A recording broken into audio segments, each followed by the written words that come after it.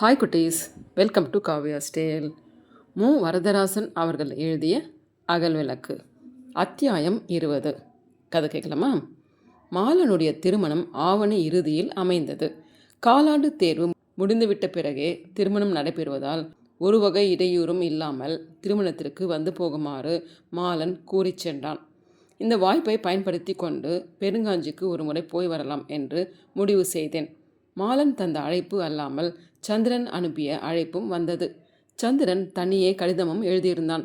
நல்ல காலம், அவனுடைய மனம் மாறியிருக்கிறது என மகிழ்ந்தேன். தேர்வு முடிந்ததும் நேரே ஊருக்கு சென்றேன். அங்கே நான் கண்ட முதல் காட்சி எங்கள் வீட்டு தோட்டம் ஒரு சிறு பள்ளிக்கூடமாய் மாறியிருந்தது தான். தென்னை ஓலைகளால் ஒரு சிறு தாழ்வாரம் இறக்கியிருந்தது. தரை நன்றாக மெழுகியிருந்தது. 20 பணத்தடுக்குகள் பரப்பப்பட்டு சிறுவரும் உட்கார்ந்திருந்தனர். அவர்களுக்கு இடையே வெள்ளையாடை உடுத்து அன்புருவாக பாக்கியம் உட்கார்ந்து சில சிறுமியருக்கு கணக்கு கற்பித்து கொண்டிருப்பதை கண்டேன். எத்தனை நாள்களாக இப்படி ஆசிரியராக மாறிவிட்டீர்கள் அக்கா என்று வியப்போடு கேட்டேன்.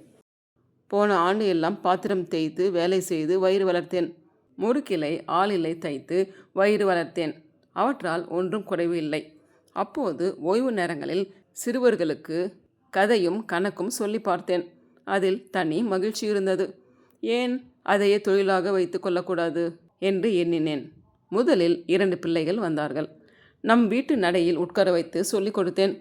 இப்போது 22 பிள்ளைகள் ஆகிவிட்டார்கள். அம்மாவை இடம் கேட்டேன். கையில் இருந்த பணத்தை போட்டு தென்னங்கிற்று வாங்கி இப்படி செய்தேன் என்றார். நல்லது தான் என்றேன். என்ன செய்வது தம்பி? கழுத்தில் இருந்த ஒரு சங்கிலியும் வேண்டும் என்று தம்பி ஆசைப்பட்டான். அப்பா செய்து போட்டது. தனக்கு வேண்டும் என்று கேட்டான். கொடுத்து விட்டேன். கொடுத்திருக்க கூடாது என்று நம்ம அம்மா கண்டித்தார்கள். போகட்டும் என்று கொடுத்து விட்டேன். இனிமேல் என் சொத்து அன்பும் அறிவும் தான். உள்ளம் உருகி நின்றேன். என்னை பற்றி கவலைப்படாதே தம்பி. உடம்பில் பலம் இருக்கிற வரையில் உழைத்து சாப்பாடு தேடிக்கொள்வேன். அதற்கு பிறகு நீங்கள் இருக்கிறீர்கள் என்றார். அந்த குரலில் துயரம் இருந்தது என்று சொல்வதற்கில்லை. நம்பிக்கை இருந்ததாக தெரிந்தது. என் தங்கை மணிமேகலை அந்த ஆண்டில் 10வது வகுப்பிலும் தம்பி பொய்யாமொழி 7வது வகுப்பிலும் படித்து கொண்டிருந்தார்கள். அவர்களுடைய படிப்பு எப்படி இருக்கிறது என்று அறிவதற்காக அவர்களின் அலமாரிகளை ஆராய்ந்தேன். என்ன புத்தகங்கள் படிக்கிறார்கள் என்று பார்த்தேன். மணிமேகலையின் அலமாரியில் திருவிக்கா நூல்களும் காந்தியடிகளின் நூல்களும் விவேகானந்தரின் நூல்களும் பல இருந்தது கண்டேன். தங்கையை அழைத்து, நீ 10வது படிக்கிற பெண், இந்த பொது புத்தகங்களை படித்து காலம் போக்கி கொண்டிருக்கலாமா? இவ்வளவு புத்தகங்கள் வாங்க காசு ஏது என்று சிறிது கடுமையாக கேட்டேன். எல்லாம் பாக்கியம் அக்காவின் புத்தகங்கள். மாதம் 3 ரூபாய் சேர்த்து ஏதாவது புத்தகம் வாங்கி கொண்டிருக்கிறார். நூல் நிலையத்திலிருந்து சிலவற்றை எடுத்து வர சொன்னார். அவற்றையும் படிக்கிறார்.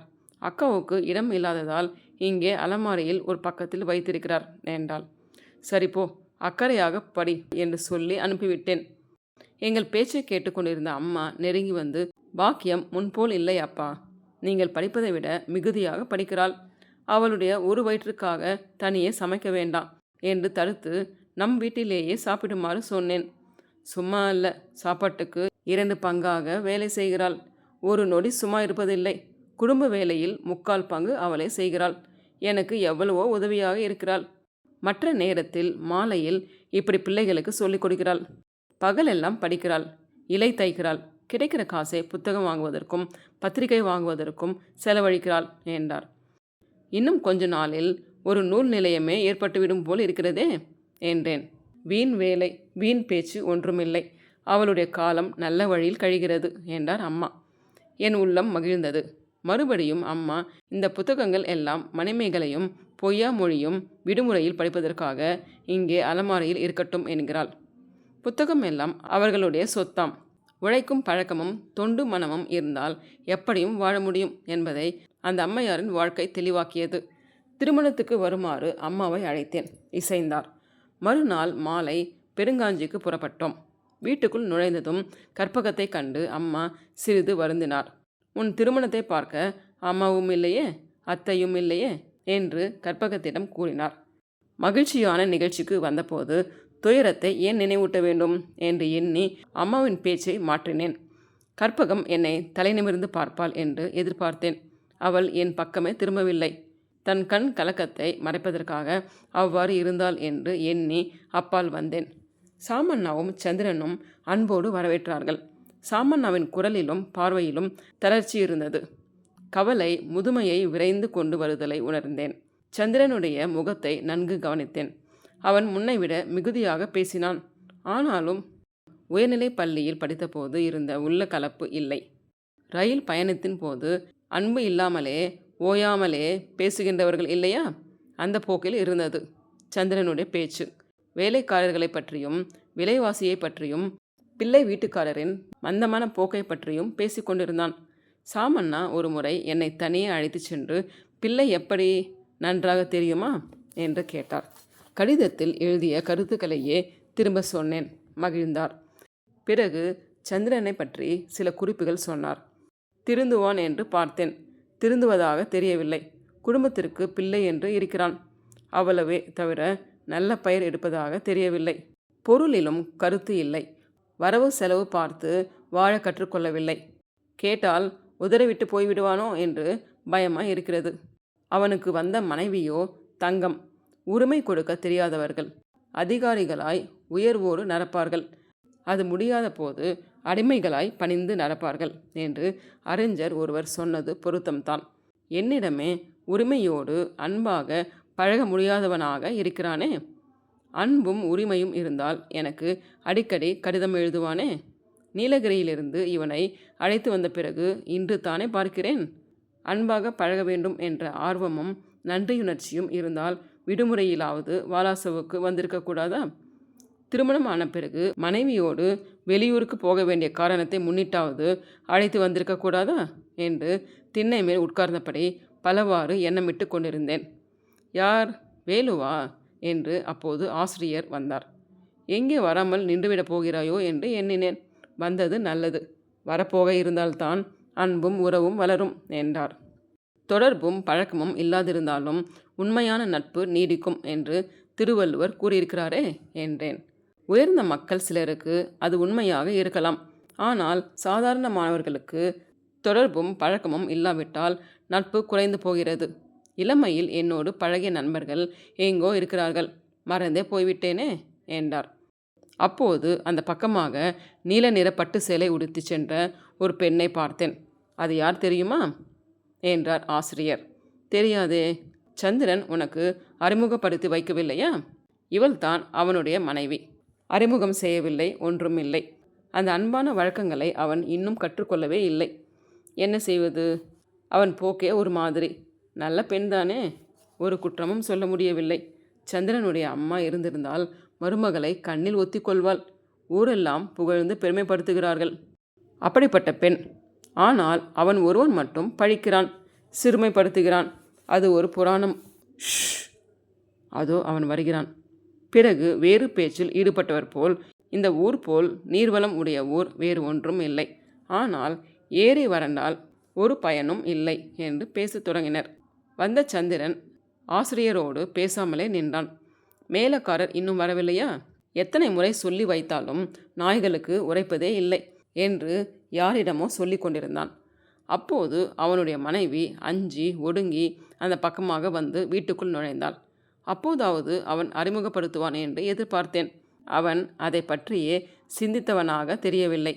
ஒரு முறை வீட்டினுள் எட்டி பார்த்தபோது அம்மாவும் சந்திரனுடைய மனைவியும் நின்று பேசிக்கொண்டிருந்ததை கண்டேன். கற்பகம் தன் அண்ணியை அம்மாவுக்கு அறிமுகப்படுத்தி இருக்கக்கூடும் என்று எண்ணினேன். பிள்ளை வீட்டுக்காரர் வருதல், நலுங்கு வைத்தல் முதலியவை முறைப்படி நடந்தன. சந்திரன் மனைவி எல்லா வேலைகளிலும் முன்னின்று பொறுப்புடன் செய்ததும், உணவு பரிமாறிய போது அக்கறையோடு கவனித்ததும் போற்றத்தக்கவாறு இருந்தன. குடும்பத்திற்கு ஏற்ற மருமகள் என்று ஆசிரியர் சொன்னது பொருத்தமாக இருந்தது. மாசான் என்ற பழைய வேலைக்காரன் எங்கோ வெளியே போயிருந்து வந்தான். என்னை கண்டதும் பரிவுடன் பேசினான். அம்மாவும் வந்திருப்பதாக சொன்னவுடனே உள்ளே தேடி சென்று பேசிவிட்டு வந்தான். பழைய ஆட்களில் தோட்டக்காரன் சொக்கான் ஒருவன்தான் வரவில்லை. மணமகன் மாலன் நலுங்கு முடிந்ததும் என் பக்கத்திலேயே உட்கார்ந்து பேசிக்கொண்டிருந்தான். அவன் என்னை தன் பெற்றோர்களுக்கு அறிமுகப்படுத்தினான். மறுநாள் காலையில் எழுந்து தென்னந்தோப்பின் பக்கமாக சென்றபோது சொக்கானை கண்டேன். என்ன சொக்கான், எப்படி இருக்கிறாய் என்று கேட்டேன். நல்லபடி இருக்கிறேன் ஐயா. நீங்கள் எங்கள் ஊருக்கு வருவதே இல்லையே, மறந்து விட்டீர்களா என்றான். நீந்த கற்றுக்கொண்டீர்களே, நன்றாக நீந்துகிறீர்களா என்று கேட்டான். அவனுடைய வயது, கண் பார்வை, பசி முதலியவை பற்றி நானும் கேட்டேன். ஒன்றும் குறைவு இல்லை என்று பொதுவாக சொல்லிவிட்டு, ஆனால் என்று நீட்டி அமைதியானான். பிறகு என்ன குறை என்று கேட்டேன். பெரிய பண்ணைக்காரருக்கு பிறகு பண்ணை எப்படியோ என்று தான் கவலையாக இருக்கிறது என்றான். சின்னவர் சந்திரன் இருக்கிறாரே என்றேன். வாயை சப்பி ஒலித்து, ஒன்றும் பயனில்லைங்க, படித்தும் பயன் இல்லாதவராய் போய்விட்டார். குழந்தை போல் ஒரு பொண்டாட்டி வந்திருக்குது, அதையும் கவனிக்காமல் ஊர் மேய்கிறார். கண்டபடி எல்லாம் திரிகிறார். சொல்ல நாக்கு கூசுது. நானும் எத்தனையோ பேரை பார்த்திருக்கிறேன். பொலி எருது போல் திரிந்தவர்கள் பல பேரை பார்த்திருக்கிறேன். அது ஒரு வாழ்வா? ச்சே என்றான். அப்படியா என்றேன். இன்றைக்கு காசு இருக்குது, உடம்பில் வலு இருக்குது என்று ஆடலாம். நாளைக்கு காலனாவுக்கு மதிக்க மாட்டார்கள் என்றான். அவனுடைய பேச்சில் சந்திரனுக்காக வருந்துவது இல்லாமல் ஆத்திரம் கலந்து பேசுவதை உணர்ந்தேன். பிறகு மாசானிடம் பேசிய போதுதான் காரணம் தெரிந்தது. தோட்டக்காரனுடைய பெண்ணோடு உறவு கொண்டு அவள் கணவனோடு வாழாதபடி சந்திரன் கெடுத்து விட்டான் என்பதை அவன் சொன்னான். அதை கேட்டபோது என் உள்ளமும் கொதித்தது. பெரியவருக்காக பார்க்கிறேன், இல்லையானால் ஒரு நாளும் இந்த வீட்டில் வேலை செய்ய மாட்டேன். சின்னவர் அவ்வளவு கெட்டுவிட்டார் என்றான் மாசான். திருமணம் சடங்குகளோடு நடந்தது. பந்தலுக்கு பக்கத்திலேயே உட்கார்ந்து நான் கற்பகத்தின் முகத்தை அடிக்கடி பார்த்து கொண்டிருந்தேன். என் உள்ளத்தில் ஒரு மூலையில் பழைய கலக்கம் தலையெடுத்தது. உடனே அதை அகற்றி நண்பன் மகிழட்டும், அதுவே என் கடமை என்று உறுதி பூண்டேன். மாலனுக்கு என் உள்ளத்தில் நிகழ்ந்தது இன்னது என்று தெரியாது. அவன் அடிக்கடி என்னை கண்டு புன்முறுவல் பூத்தான். ஆனால் அதற்கு முன் கண்டபோதெல்லாம் மகிழ்ந்த கற்பகத்தின் முகத்தில் சிறிதளவும் மகிழ்ச்சி இல்லை. அவளுடைய உள்ளத்தில் என்னை பற்றிய ஏக்கம் இருக்குமோ என்று ஐயுற்றேன். அப்படி தெரிந்திருந்தால் திருமணத்துக்கே வராமலே இருந்திருக்கலாமே என்று எண்ணினேன். எனக்கு பழங்கதையாய் போன அந்த விருப்பம் அவளுக்கும் பழங்கதையாய் போயிருக்க வேண்டுமே என்று எண்ணினேன். திருமணம் முடிந்து விருந்தும் முடிந்து அன்று மாலை விடை பெற்று பிரிந்த போதாவது கற்பகம் பேசுவாளோ என்று பார்த்தேன். அவள் இருந்த இடத்திற்கே சென்று அவள் எதிரே நின்றேன். அவளுடைய முகத்தில் கண்ட வெறுப்புணர்ச்சி என் தவறுதலை எனக்கு எடுத்து காட்டுவது போல் இருந்தது. ஒரு வினாடி என் முகத்தை பார்த்தாலே தவிர என்னோடு பேசவும் இல்லை, புன்முறுவல் கொள்ளவும் இல்லை. போய் வரட்டுமா என்று நான் சொன்னபோது தலையை மட்டும் அசைத்தாள். மாலன் அன்பாக விடை கொடுத்தான். என் உள்ளத்தில் கற்பகம் ஏற்படுத்திய புண் அவனுடைய அன்பாலும் ஆறவில்லை.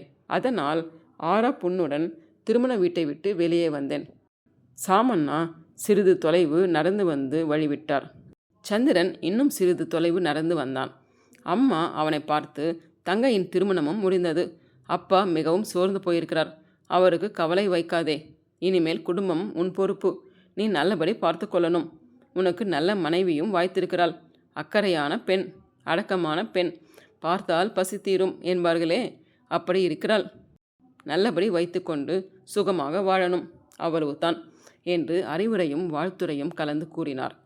சந்திரனுடைய முகத்தில் ஒரு மாறுதலும் ஏற்படவில்லை. சொன்னால் சொல்லி போகட்டும் என்பது போல் கேட்டுக்கொண்டு வந்தான். அவனுடைய முகத்தை நேற்றும் இன்றும் கவனித்த நான் என் உள்ளத்தில் உணர்ந்ததை சொல்ல வேண்டும் என்று விரும்பினேன். உன் மூக்கில் முன்பு இல்லாத மினுமினுப்பு இருக்கிறதே, காதின் ஓரமும் மாசு படிந்தாற்போல் கொஞ்சம் கருப்பாக இருக்கிறது, தடிப்பாகவும் தெரிகிறது. தோலில் நோய் வந்தால் உடனே கவனிக்க வேண்டும். எதற்கும் ஒரு மருத்துவரிடத்தில் காட்டி கேள், அசட்டையாக இருந்து விடாதே என்றேன். அவன் தன் இடக்கையால் காதை துடைத்தபடியே அதெல்லாம் ஒன்றுமில்லை என்றான். எதற்கும் ஒரு முறை போய் பார்த்து வருவது நல்லது என்று சொல்லி விடை பெற்றேன். அம்மாவும் நானும் நடக்க மாசான் எங்களுக்கு துணையாக ஏரிக்கரை வரைக்கும் வந்தான். வழியில் முன்பு கண்ட குடிசை வந்ததும் அந்த கிழக்காதலர் இருவரையும் நினைத்து கொண்டேன். மாசா, அந்த கிழவனும் கிழவியும் இன்னும் இங்கே இருக்கிறார்களா என்றேன். இருக்கிறார்கள், அப்படியே இருக்கிறார்கள் என்றான் மாசான். அம்மா முன்னே போகட்டும் என்று இருந்து நான் மட்டும் அந்த குடிசைக்குள் எட்டி பார்த்தேன்.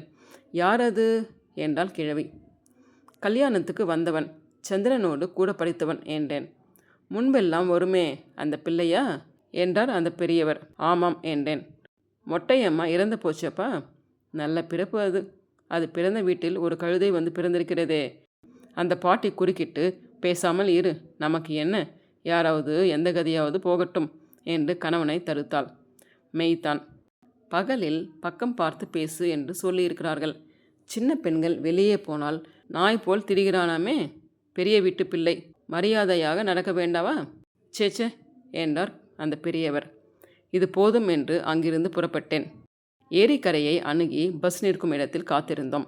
வேலத்து மலைச்சரிவை கண்டதும் தாழை ஓடை நினைவுக்கு வந்தது. ஊர் பக்கம் திரும்பிய போது பழைய அரளி செடி இருக்கிறதா என்று பார்த்தேன். மலரும் அரும்பும் இல்லாமல் ஒன்றும் உதவாத இலைகளோடு அந்த செடி நின்று கொண்டிருந்தது. அதன் கீழே துளசி செடி இருக்கிறதா என்று பார்த்தேன். இருந்தது. ஆனால் ஓர் இலையும் இல்லை. குச்சுகள் இருந்தன. அவைகளும் உலர்ந்திருந்தன. அத்தியாயம் 21.